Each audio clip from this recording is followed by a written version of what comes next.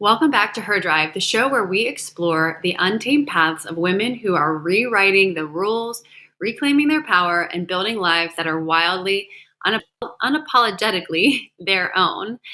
Today's guest is a radiant force in the world of entrepreneurship, coming to us from Austin, Texas.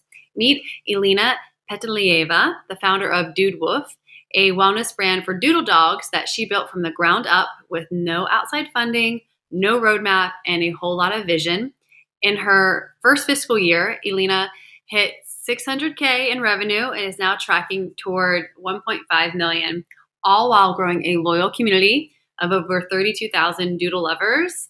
I love doodles, do not have one, but I'm super excited to dive into this conversation with you, Elina. Welcome to Her Drive. Hi, thanks for having me. Excited to be here. Yeah, absolutely. Well, I guess the first question is, what inspired you to create your brand, your product? Yeah, so my story is it's a mix of a couple things. A big driving factor was in 2023, I was laid off from my job. I was working in tech, like the AI field, as like a project manager. And when I got laid off, this is when a lot of the other tech layoffs were happening. And in my head, I was like, well, it's probably going to take me longer, honestly, to try to find another job. And I've always had this entrepreneurial kind of spark inside me. Like even in college, I would find robot vacuums on Craigslist and try to flip them on eBay. Like it was always kind of something in the back of my head with entrepreneurship. And then I thought, okay, well, this is my chance to kind of take that leap. And I happened to come across this book at that time, like randomly just looking, and it was called 12 Months to 1 Million. And I was like, well, I could really use that right now. So I started reading the book, and kind of the steps of it, like the logical steps made sense to me, which is what got me into e-commerce. And then I had a doodle myself, and I saw that like doodles, there wasn't really anyone targeting that specific breed. Everything was more like pet brands and more general. So I decided to niche down into that specific area. And that was like the beginning of the company in 2023. So interesting. I love that you ran the calculations as far as getting a job or starting something. I feel like most people would be locked into some sort of like fear paradigm, perhaps, or not be able to see an opportunity to start something on your own. And you said that you already had this entrepreneurial spirit. Do you know where that spirit comes from? Is it something that's been passed in through your heritage, or just something that's innate to you only? Yeah. So I actually come from immigrant family. So I'm from Ukraine. And so a big part of growing up was like stability. Because when we moved here, that's what we were trying to find is just like, how can we survive in America, like be stable, et cetera. So the entrepreneurship mindset wasn't really passed down in my family, actually. But just I love like thinking different. I love thinking outside the box. I love meeting people that think differently outside the box. And so honestly, when I got laid off, it was almost like I felt like the universe was basically telling me, if you're not going to become an entrepreneur yourself, I'm gonna do something to make you go in that route. Wow, that's pretty powerful. I appreciate the recognition. The universe, divine, spirit, guides, whatever, can redirect us in ways that might Yeah. be kind of jarring at first, but really push us towards the path we're meant to be on. Hmm. So, walk me through the process. I mean, you talked about you read this book, you started leaning in, you did some market research, and landed on wanting to target the doodle market. Hmm. How did you come up with a product that you had hoped would sell, or is it the product that you have now, the initial, or did you have to go through some iterations of what you're offering? Mm. So my whole business is based on community. Before when I first decided to start this brand, like I mentioned, I was laid off and I had savings. I pulled money out of my 401k, but like ultimately I was like broke. And so I knew that the only way to grow was through either paid ads or organic traffic. And and So paid ads or organic. I knew that the only way to grow was either through paid ads or organic traffic. And for me, it was, I knew that when I launched this product, it had to work. And so the only way to know that my product is going to work and it's going to sell is to build a community behind it and to create a product that that community actually wants. So for 6 months before launching, I launched my product in December 2023. But for 6 months before that, I spent time just documenting my journey on social media, creating like having an email list, emailed and was step by step talking about it, like building up that kind of traction, that hype, and talking to my community, asking them like, what is your biggest challenge of having a doodle? So when I interviewed, like before I even had my own community, I hopped into Facebook groups, doodle Facebook groups, and I'd be like, hey, thinking of starting this brand, would anyone be willing to talk to me about their challenges of having a doodle? And so that's how I got my first, I call them my raving fans, but the first people that would even talk to me. And the number one challenge of having a doodle was that they get matted really easily. And so, which they have like a different type of hair. So when you need to brush them often and they get like really a lot of tangles. And so I took that, put that into Chat GPT, like, hey, can you help, like what product would help solve this problem?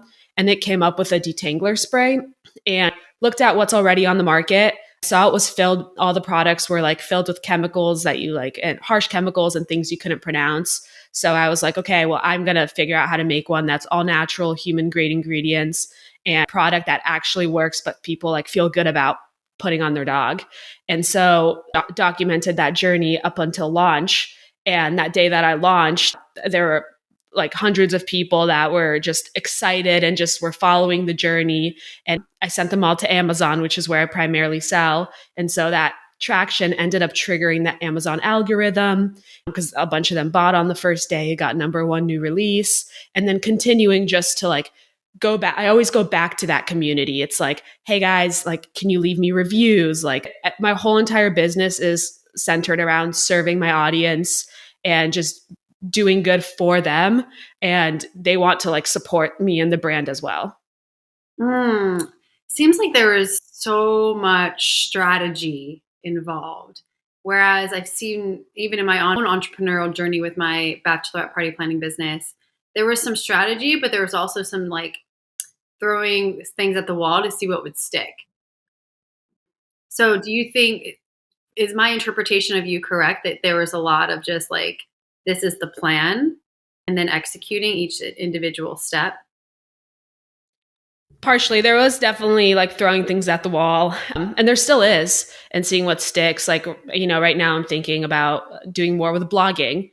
I don't really know if that's going to work, but that's something I'm like trying. But like the core principle of like building a community of raving fans, like that's the backbone of the business. And then everything else around it is like throwing kind of things at the wall. Yeah. Yeah. Well, I'm curious for you, like, what does community mean beyond the numbers and the sales? Yeah. So to me, community is serving that niche audience and making them seen, feel, and heard, and supporting, giving them as much value as you possibly can, so that they can, so that in my case, it's they can create the best life for their doodle. Like that's all. That's my mission. That's what I want. And so talking to, like, as I'm developing new products, is talking to them like, hey, what do you actually need? What do you actually want? What sense, what flavor, like always going back to the community. It's providing them with, partnering with like dog trainers and providing them like free trainings that they're asking for. It's partnering with other doodle rescues. So I have like portion of my profits are donated to doodle rescues because I know that's like what I want, and like my community also, like that means a lot to them. So it's creating like raving fans for the brand, but you do that by providing as much value, like you give, and like they just want to give, like people just want to give too, which is in my case, like they want to buy products that they actually want. Yeah. It seems like there's some core values that make up the fabric of your brand. Do you have them identified? Definitely honesty, like honesty, transparency, and just being a good human and like treating people as humans. I think when you're on in this online world, it's easy to like when I email people or when I respond to like Amazon reviews or something, like people are shocked. It's like, whoa, like Elina, founder of Dood Woof. And I'm like, or I know a lot of them and their dogs' names, for example. Like if they've emailed me a couple times, like I'm like, oh, okay, blank and her dog Nova. And I'm like, oh, how's Nova doing? And they're just shocked because the people aren't doing that these days. People, I think in entrepreneurship, at least in the e-commerce, I can only really speak to e-commerce really, but in this world, it's like, how can I do the least minimal amount of work and make the most money? And so people are like, okay, how can I automate this? How can I automate this? And I'm pro automation. There's a lot of areas in my business where I love using AI as a tool, but that one-to-one interaction, like, you can't beat that. And treating people as humans is like the core to building a raving fan base, a community, and like showing like connecting with people. And it makes me feel good as well to know that getting emails from them and talking to my actual customers. Yeah, I think that's so beautiful, and I applaud you for understanding the value of connection, right? As the Mm-hmm. world continues to be more automated, I think we can feel the coldness Mm-hmm. naturally. Like humans just know, like this is automated. I want Mm-hmm. personalized touch, and I can see how that would definitely create even more brand loyalty and fun, especially when pets are involved. Let's be honest, like people treat their pets better than themselves, or maybe even if they had children. People love posting pictures of their dog, like hundreds of posts in the Facebook group every day of people just like, hey, my dog looks so cute. It's so fun to even see, right? Like it's a fun business to be in for sure. Yeah, absolutely. I can only imagine. So, what is something within the initial build of your business that you wish you didn't know at the time, but you wish you had known going into it? Hmm. So this is a little bit niche to my industry.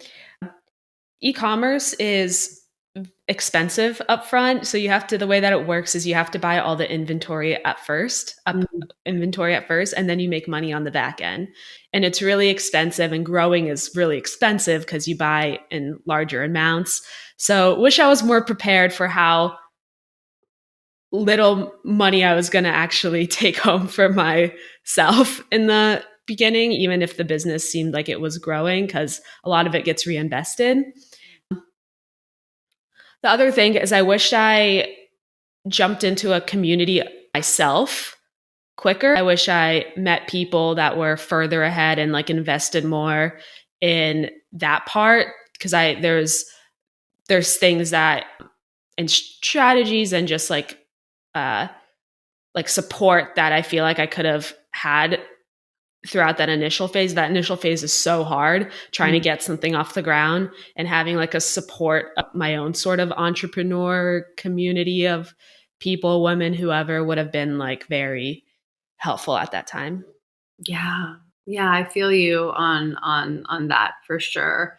Many times we were isolated, self-isolating in our swirl of growth or whatever it is that we're trying to do. Mhm. There's such value in community and being around as a woman, being around other women who are going through it or have been ahead of you and have just Mhm. this big open heart, who they're not gatekeeping secrets. Like Mhm. for women who really understand that, the aspect of community and helping each other rise, that it really just changes the dynamic for the community, for females, for absolutely humanity as a whole. So I'm guessing you've kind of found that now in circles for support, I'm hoping. Yeah, yeah, definitely. I have found that I've like had to intentionally like seek it out Yeah. and invest. Like a lot of it's, paid, it's paid communities, which is totally fine. And I'm happy, and like, it's good. I love some of the communities I'm in. I think kind of to your point of what you said earlier, it's so true. Like being around people, like finding people that genuinely want to support you and see you succeed is, especially as an entrepreneur, like you're by yourself a lot of the time. It's like it can get pretty lonely. You're just behind like a screen. That's why, first of all, building community, et cetera, is a lot more fun. But finding that those specific women and people that just like genuinely want you to like thrive, I think for your well-being and your personal mindset, like it's like you will exponentially be a better human, show up better when you wake up, go through your day by having like a community that you're a part of. Yeah. Yeah. That makes such sense. Mm-hmm. Well, going back to look at the detangler, you had said that you wanted to create something that was much more like healthy, natural, that pet owners, doodle owners would feel comfortable and confident to use on their beloved pet. How did you come up with the formula of ingredients that you chose to include? Mm. So it's funny because it's not scientific or sexy.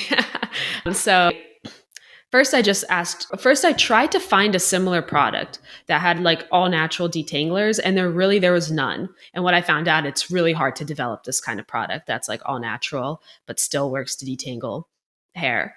But I found this one company in Australia, and so it took me a long time to find a manufacturer, but honestly what I did is I would go on Google and type in dog manufacturer, talk to people. A lot of them said they can't do this. It's just a lot of back and forth. Honestly, a lot of discouragement, them saying they can't provide what like I was looking for. But then eventually started talking to one manufacturer. I sent them this other company that I found. I also was reading a blog about where someone wrote that they use this one ingredient, marshmallow root, as like an at-home like.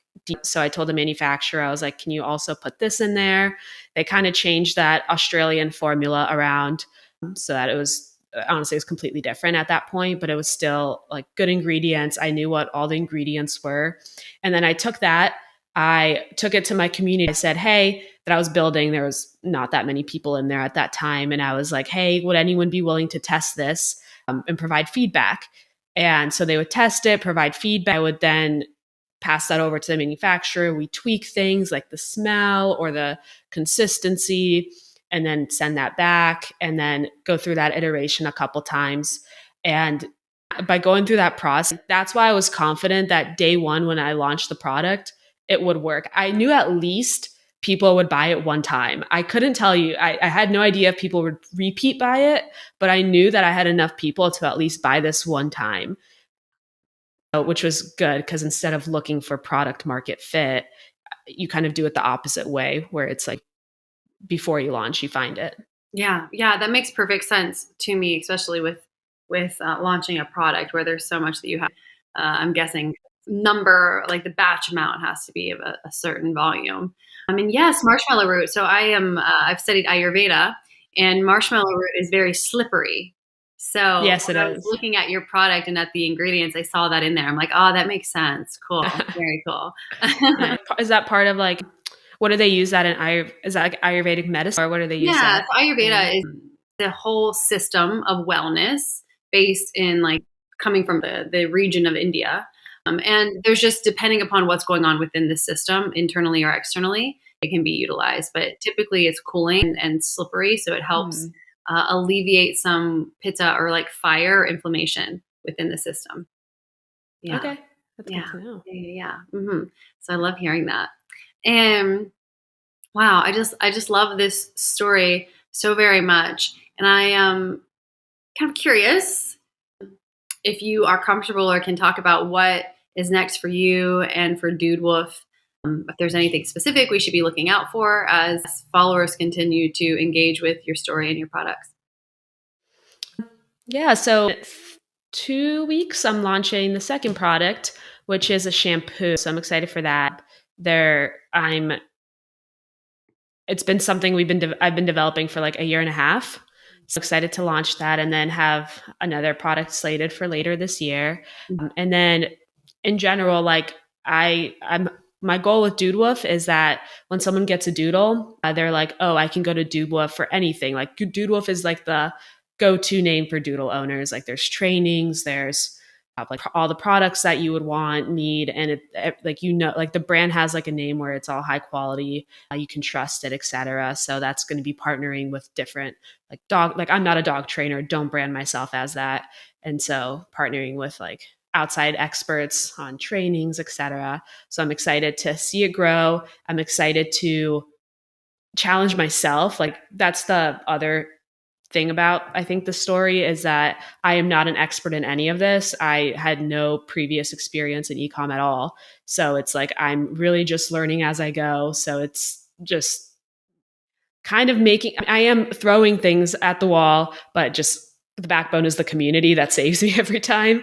But I am like testing new things and trying things out and just like hoping creating good products that people will love, and then hoping the other stuff kind of works out too. Yeah, absolutely. I think there's something powerful about having the larger vision and then the patience and strategy to explore as hurdles present themselves, and not choosing to just stay in one space, but wanting to expand, which it seems like you're doing. Yeah. Yes, Well, how do trying to, you yes. balance out? How do you balance out? That's a good question.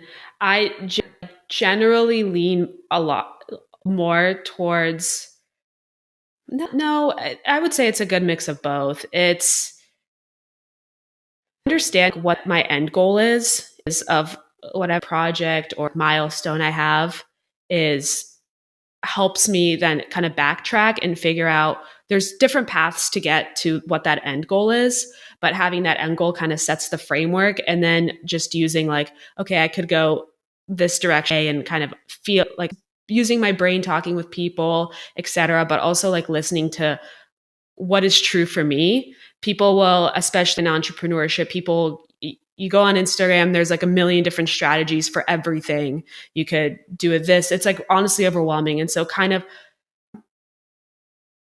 having a center of yourself and like feeling it and understanding like if you're kind of swaying away from it, I think that's like very powerful. And I've definitely like have sat there before, eyes closed, and being like, what is true for me? Like, what does this feel like right for me, or am I deviating from like my path to try to chase this like gold coin over here?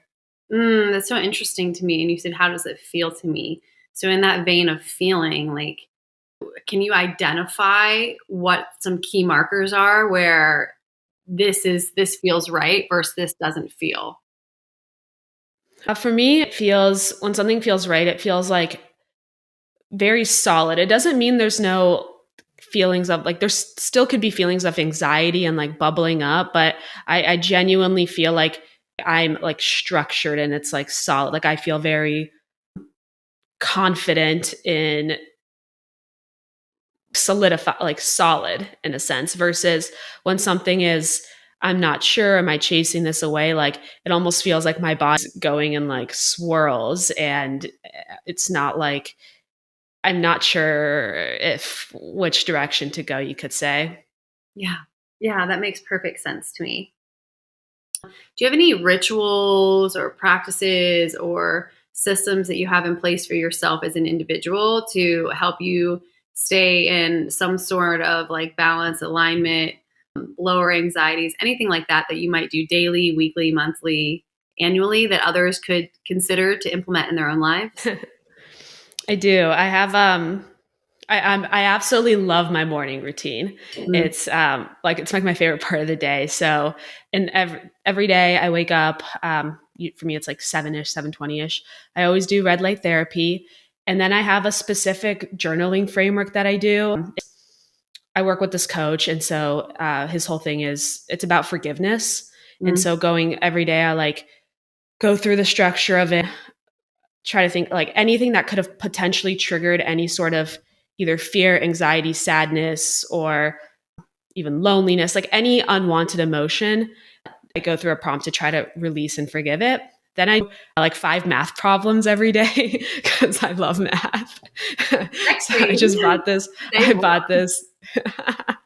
I bought this ACT math book for 2025, and I just love math. It's so nerdy. And then I'll do my Peloton for like 20 minutes. And that's That's my and I walk my dog, but that's my morning routine. And I absolutely it helps me. Like, I feel like I've accomplished before I start my day. Like, these are things that I want to do every day for me personally. And then I can start my day and feel like I've already accomplished before I even started my actual work day. Yeah. Well, it sounds phenomenal. I love this. I do not do math in the morning. I do journaling and sometimes like passive cardio and like reading, but Yeah, that's definitely, I haven't heard anyone say that one yet, but last year I was like, oh, I love math and I never get to do math. how cool. Yeah, like I want to applaud you in that moment of recognizing this is something that you love. It might be like it's just for you, right? It doesn't seem Yeah. like is there any other driver besides just loving it No. and doing it? Cool. No, I just didn't want to forget how to do it because I like growing up, I like loved math and I felt myself honestly like kind of forgetting some stuff like formulas. And I was like, well, I want to remember how to keep doing it. That's really, really, really cool. I love it so much. Well, if you could go back in time and give a younger you some words of wisdom, to what age would you go and what would you say? Mm. I would go to me right out of college. So I'm 20. I'm 29 now. So me right about like what, like 7 years ago ish, maybe. I would just tell myself just to trust. Like at that time, I was feeling a little bit lost, like not sure which path to go. First job, did not like it, worked so much, and just trust and just kind of just surrender, just learn, just soak everything, just go on this journey. Everything's a journey. Don't like the you'll never get to the destination, even when you think you know what the destination is. You'll always want the next thing. So just